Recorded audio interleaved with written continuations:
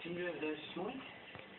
Yeah, well, numbers have never been my forte, and I have to work back late tonight, too. Oh, no need to worry. I've always been pretty good with numbers. Why don't you go back to the garage? Sure. Well, see you there. Yeah, maybe.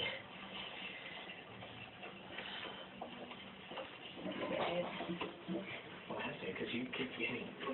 Well, we're doing the book. He's making a play for you, Stephen. You know it. He's a public place. What can he do? He was pushing back sooner or later. Easy to be with him, yeah. Yeah, I know how you feel. But you can't let your guard down, alright? Not for a second.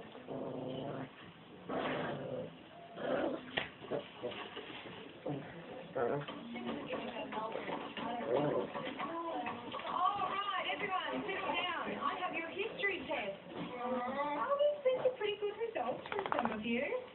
Others will need to do a bit more work. Right. Andrea and Tom, a bit more work on the Eureka stockade. Sophie, miss. Good work, as usual. Callum, really seeing a lot of effort. Keep it up.